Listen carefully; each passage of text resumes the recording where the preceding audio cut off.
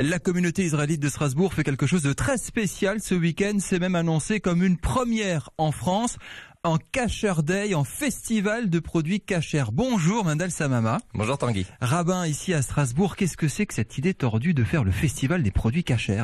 En fait, on s'est rendu compte qu'il y a beaucoup d'a priori sur le kasher, que ce soit des a priori liés à la fabrication, au coût, à la traçabilité, etc. Et donc on veut faire tomber des tabous. Venez découvrir ce qu'est le kasher et pourquoi c'est bien de manger kasher. C'est quoi le kasher? On commence tout de suite. Ça sert à quoi? Comment c'est fait? Alors le kasher, c'est un titre qu'on donne à toutes les règles alimentaires qui régissent les lois de consommation juive. Donc il y a énormément de lois, parfois c'est complexe, parfois c'est un petit peu plus simple, mais en deux mots, si on doit résumer le kasher, je dirais que le kasher, c'est une garantie de traçabilité de A à Z, du début, c'est-à-dire du produit de base jusqu'au consommateur. Est-ce qu'il y a des produits que vous n'avez pas le droit de manger, qu'il faut fabriquer d'une manière très précise, c'est ça l'idée? Tout à fait. Le kasher, il y a des restrictions, donc il y a des choses que nous ne pouvons pas manger, il y a certains mélanges que nous ne pouvons pas faire, et de ce fait... Le plus connu par exemple? Par exemple, mélanger le lait et la viande.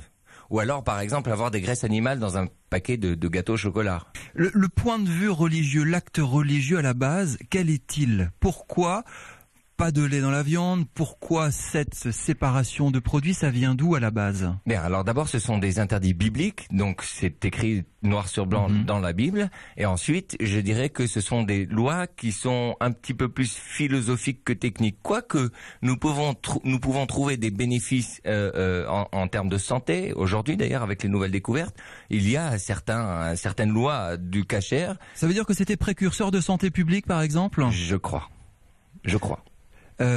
Faire un festival quand même, ouvert au public, tout le monde va pouvoir participer à ça, c'est pas que la communauté juive, c'est ça qui est intéressant? Eh bien, essentiellement, c'est sûr que notre première cible, c'est d'abord de faire découvrir aux gens concernés en premier lieu, donc forcément la communauté juive, mais il me semble que le kasher va toucher et touche également aujourd'hui, par exemple dans d'autres pays comme aux États-Unis, eh bien ça touche le large public et c'est ce que nous voulons faire, c'est-à-dire démontrer que le kasher c'est bon, pas que pour les juifs, mais pour tout le monde. On sera dans un resto dans un instant, vous allez voir quelques différents produits kasher, on sera avec Dan Leclerc également.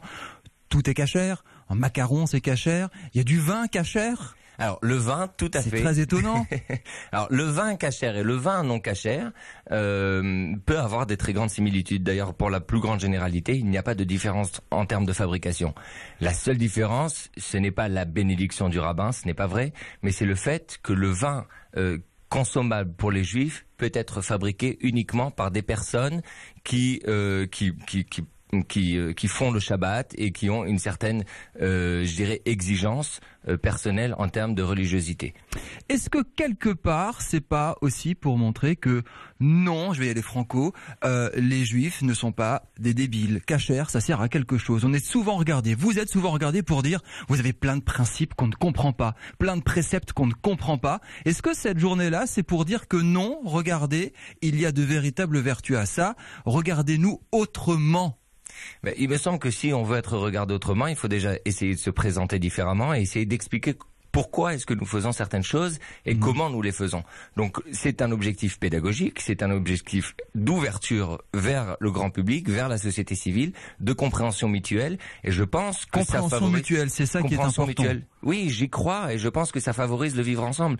Pour comprendre pourquoi est-ce que moi, par exemple, je vais pas pouvoir manger chez une personne qui est non juive ou chez une personne même juive mais qui n'a pas cuisiné selon ses principes, si on se comprend pas, eh bien à un moment donné, il y a une barrière qui se forme entre nous deux, alors que si on se comprend, on peut dépasser cette différence.